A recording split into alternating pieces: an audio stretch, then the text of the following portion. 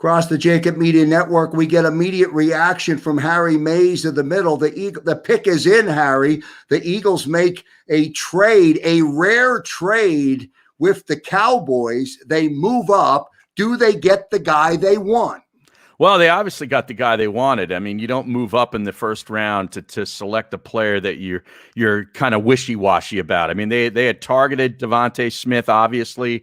They are sorely in need of playmakers on this offense, as you and I both, were witness to every week last year in that awful season that we were forced to endure.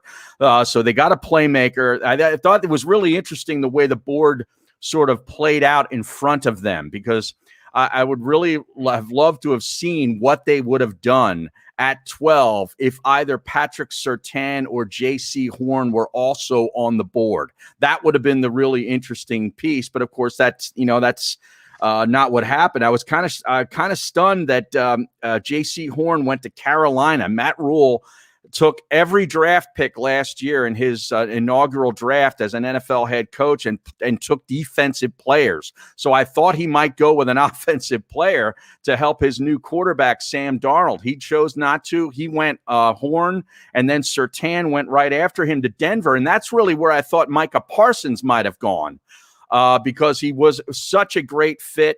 They love linebackers in Denver. They love defense in Denver.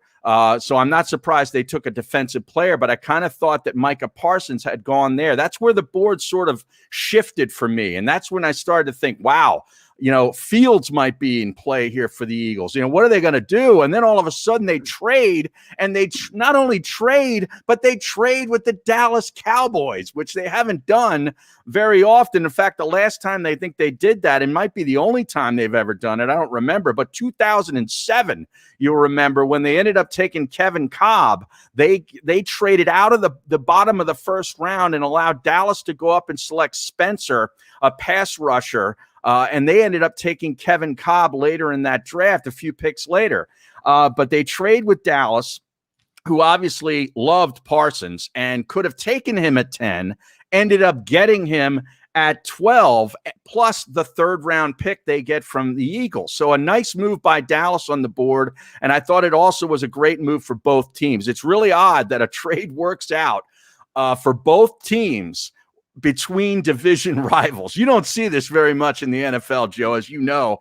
But DeVonta Smith, just a class individual. Obviously the Heisman Trophy winner, which doesn't mean much at the NFL level, but he's an accomplished player that makes plays. And that's exactly what they need. His slight build does concern me a bit. A lot of people have compared him to Marvin Harrison, okay? A kid from Philadelphia originally, went to Syracuse and ended up going to the Colts and having a tremendous career, Hall of Fame career.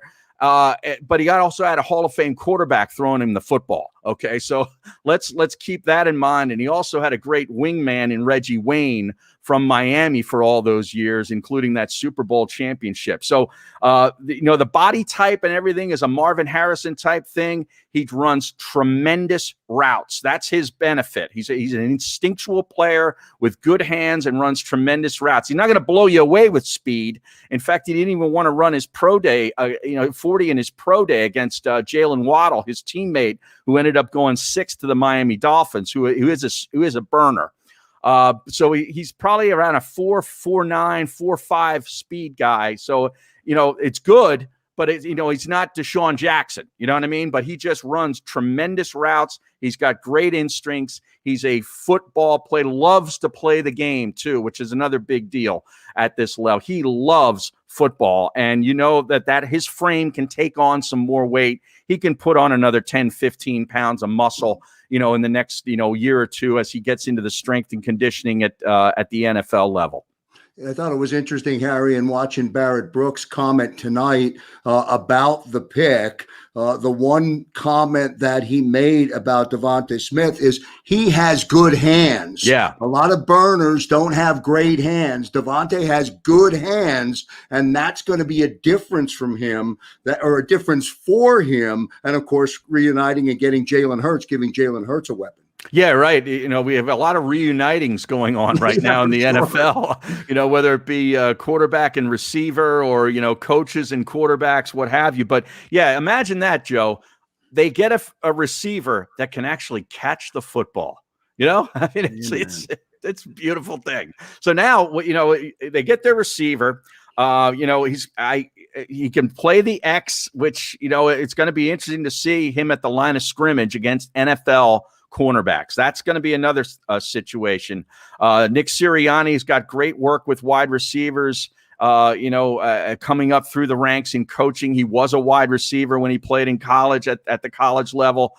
He knows the position really well, and he's worked with some really good ones. So he's going to get good coaching. I'll be interested to see how he does at the X position, where he's got to be up there on the line of scrimmage, getting press coverage with NFL quarterbacks. But other than that, I mean, he's a really good football player, and that's really all you can ask for. You'll get all the reaction on the middle tomorrow with Harry Mays, Barrett Brooks, and Eitan Shander. Of course, coming up later tonight, Eitan, who never sleeps, will be along to recap the entire first round. Harry, I want to ask you one last thought. Was this a Howie Roseman decision, or did Nick Sirianni have more influence in the draft room than perhaps we thought he was going to? I don't know, how much influence of freshman head coach would have at this point on this organization. I'm sure they he gave his opinion and it was taken, but I don't think he was sitting there pounding the table saying, "Get me DeVonta Smith," and how he acquiesced. I think this was like they love that word collaborative. In the Philadelphia Eagles organization. I think he's a really good representative. He'll be a really good representative of the franchise, which is a big deal to Jeffrey Lurie. He's a really good football player, and he's going to be a great teammate. And I think he's just going to be a guy that the fan base is also going to love. I think they're already loving it, Joe. All right, good stuff, great stuff from Harry Mays. You'll get all the reaction from Harry on the middle tomorrow. Still to come tonight on the JAKIB Media channel. D. Gunn will be along with Draft Takes. They're right in the middle now of the press conference with Howie Roseman. We'll have John McMullen and, of course, a lot more to talk about, Harry, as Friday rolls into round two. And just to recap for the listening and the viewers out there, the Eagles, part of that trade, they give up a pick that they had on Friday. Yeah, third round pick. They had 2 third-round picks. They give up one to Dallas, but they do have a second-round pick right now. It's at number 37. I don't know if they're going to be able to, move up. They kind of gave up a big bargaining chip already to slide up just 2 slots. That's how much they liked and wanted DeVonta Smith, Joe. They didn't. They really weren't going to go anywhere else, were they, Harry? When when the Broncos took Surtain, that was it. I was just surprised. The rarest of rarest in the first round, our good buddies from Dallas make a trade with Howie. Exactly right. I believe the Philadelphia Eagles are on the phone. Good stuff from Harry Mays. You'll catch him tomorrow on the middle. Stay with us. D. Gunn coming up with Draft Takes, Derek Gunn and Tim McManus.